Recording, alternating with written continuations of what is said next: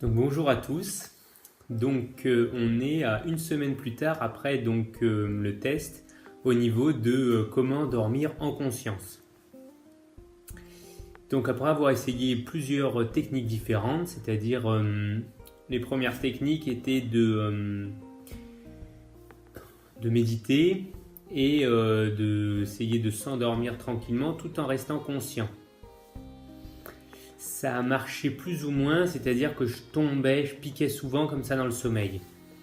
Et récemment, j'ai relu un ouvrage que je trouve très très important pour comprendre la dynamique de la méditation et pouvoir s'investir dans la vie de tous les jours dans cette pratique méditative. C'est le Shiva Sutra, donc c'est les connaissances de Shiva en fait sur toute la pratique méditative, en sachant que le personnage de Shiva dans la pratique méditative représente l'énergie de vie qui parcourt chacun des objets. C'est-à-dire qu'il faut bien comprendre qu'il y a la vie qui parcourt les choses autour de nous et la matière qui est autour se transforme constamment. Souvent cette vie est associée à quelque chose soit d'électrique, soit comme du feu. Ils disent souvent qui anime, c'est le côté qui anime, c'est ça. C'est le côté une âme. Et dans les spiritualités, dans les religions, on va retrouver toutes ces croyances au niveau justement de l'âme, après, qui quitte le corps, qui change de forme, principe de réincarnation dans le bouddhisme, ou d'animisme après dans les pratiques un peu plus chamaniques. Et donc le principe de Shiva, c'est ça. C'est ce qui anime les choses. C'est vraiment le tout. C'est ce qui compose toute chose autour de nous. Et dans la méditation, le but, c'est en se concentrant de traverser la forme pour rejoindre le fond, cette énergie universelle qui vit à travers toute chose. C'est vraiment ça le but ultime de la méditation. Et une fois qu'on y touche, on touche à une paix intérieure, un bien-être, ce qu'on appelle dans le védisme, c'est appelé par exemple tattva, c'est-à-dire un principe lumineux de bien-être et d'apaisement.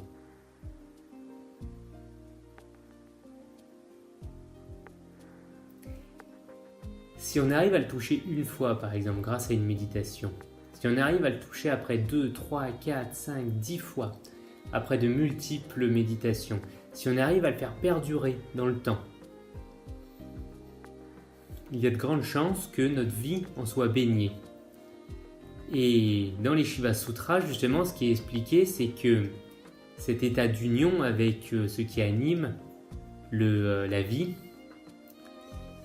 peut imprégner les 3 autres états que nous avons vus avant, c'est-à-dire la veille, le rêve et le sommeil.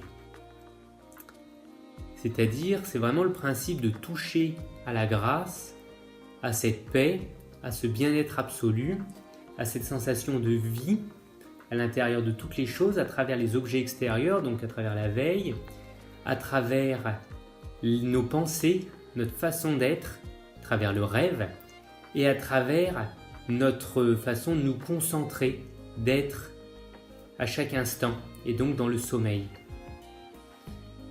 Et donc dans les traités des Shiva Sutras, il est dit que donc ce 4e état, cet état d'union avec le tout, cet état d'union avec la vie, peut huiler les 3 autres. Et que pour ce faire, dans les commentaires justement de Liliane Silburn, c'est une experte au niveau du tantrisme et qui est très pointilleuse et très intéressante à lire. Enfin, elle était une experte parce que du coup elle est décédée, mais elle vit toujours à travers ses ouvrages et tout ce qu'elle a réussi à laisser derrière elle, qui est vraiment très très intéressant. Elle nous explique que si on arrive à maintenir cet état de conscience dans la vie, si on arrive à le faire perdurer, si on arrive à s'apaiser avec, si on arrive à fermer les yeux et rentrer dans son monde intérieur avec, alors on peut expérimenter le sommeil lucide. Justement, imprégner en fait cet état de méditation à la pratique du sommeil. C'est ce que j'ai fait du coup. Et ce fut très très intéressant, c'est-à-dire que sur plus ou moins expérimenté, là vraiment, cette dernière nuit était très intéressant pour ça, car j'ai vraiment réussi à rentrer dedans, parfaitement et à sentir ce sommeil lucide opérer. C'est-à-dire la différence avec les autres nuits, c'est fait par le fait que quand les réveils sonnaient, à aucun moment j'étais perdu, où j'avais une flemme absolue, c'est-à-dire de dire ah mince, le réveil il sonne, et de le couper et de replonger dans une sorte de torpeur. Non, là c'était vraiment genre je me réveillais avec les réveils et je retombais dans cet état de vie où j'étais parfaitement animé, parfaitement bien.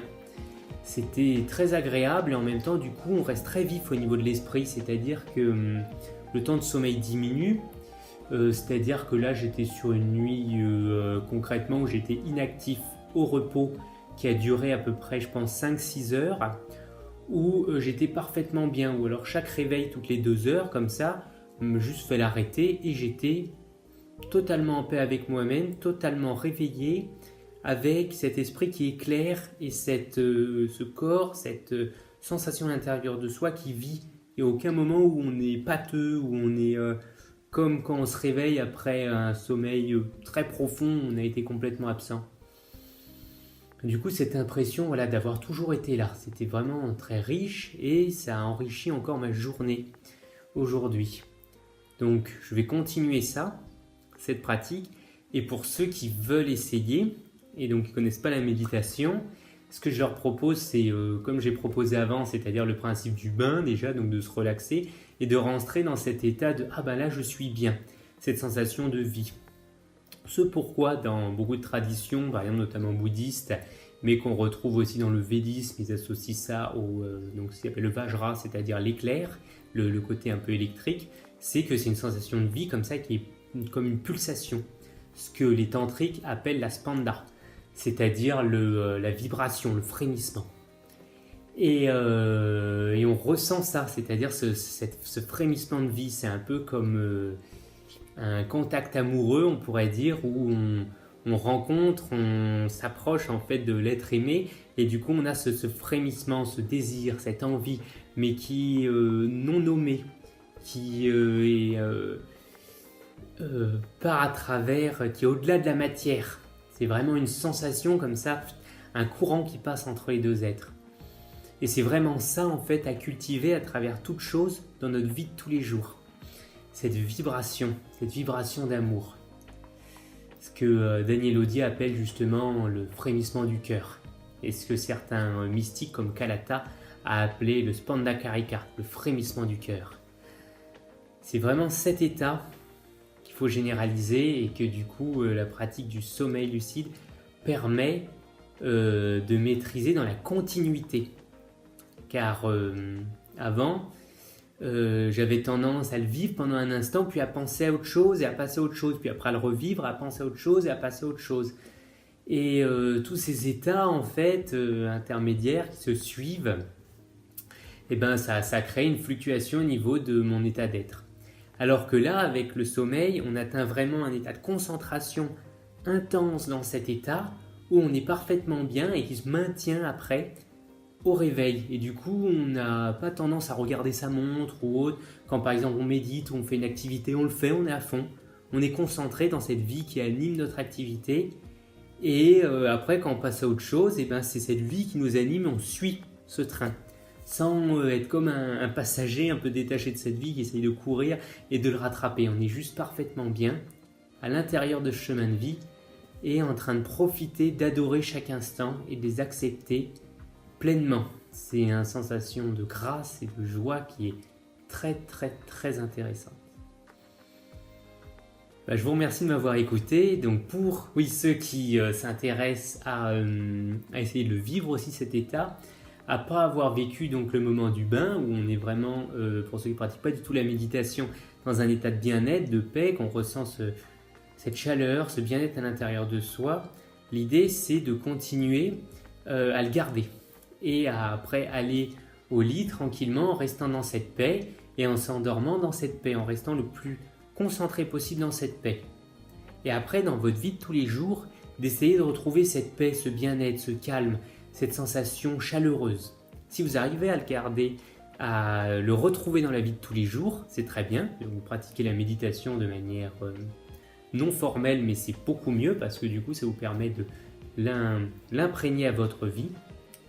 Et après l'idée c'est de généraliser cette découverte, cette rencontre avec la vie, cette sensation d'exister, cette sensation de bien-être. Et plus on le généralise, plus après on arrive à l'avoir de la vie de tous les jours. Ça c'est au niveau du coup pour parfaire l'état de veille. Et donc pour parfaire l'état de rêve, ça va être l'idée de, vous savez, ces moments d'illumination, de lumière qu'on peut avoir à des moments dans sa vie, on se dit ça y est, là j'ai compris quelque chose, c'est clair pour moi, et ça donne une grande vigueur. Et bien c'est pareil, c'est-à-dire de favoriser ces moments où la pensée c'est comme traversée, c'est comme si on passait au-delà de nos croyances et puis on arrivait à quelque chose d'autre, un nouveau concept, une nouvelle façon de voir les choses qui révolutionne notre façon d'appréhender l'autre, d'appréhender notre façon d'être.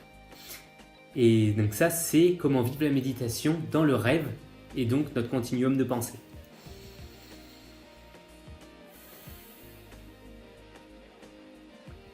J'ai fait le point là, à peu près sur une semaine. Je pense faire une prochaine vidéo dans un peu plus longtemps pour justement laisser ces expériences me grandir encore et vous permettre de vous donner un message qui vous fasse grandir aussi encore dans cette démarche de bien-être et de paix. Je vous remercie tous et je vous souhaite une bonne journée et une bonne pratique.